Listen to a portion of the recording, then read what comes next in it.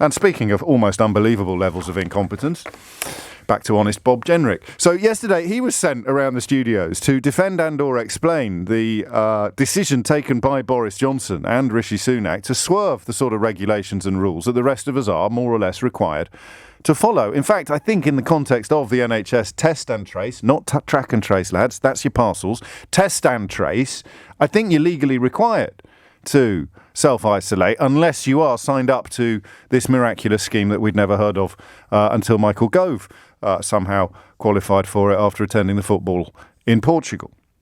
So Honest Bob Jenrick sitting in the back of a car on his way back from Sky. You can just imagine him, can't you? Bending the ear of his poor, long-suffering chauffeur. Well, I think that went pretty well, Perkins.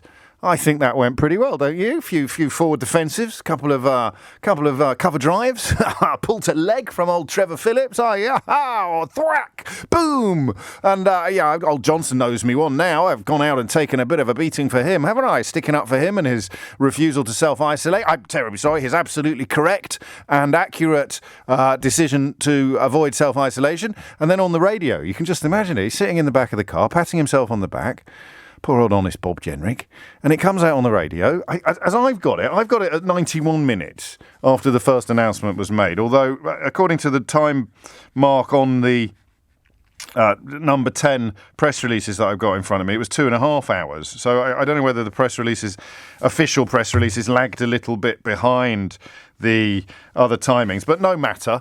Honest Bob Jenrick sitting in the back of a car, giving himself a little pat on the back for successfully dealing with the so-called media round of defending Boris Johnson and Rishi Sunak's decision to swerve self-isolation, when it's announced on the radio that Boris Johnson and Rishi Sunak are no longer swerving self-isolation and will in fact be abiding by the same rules and regulations that the rest of us are expected to abide by, even though it means that on Freedom Day, the three most important politicians in the country, the Prime Minister, the Chancellor of the Exchequer, and in the context of a coronavirus crisis, the Secretary of State for Health, are all currently self-isolating.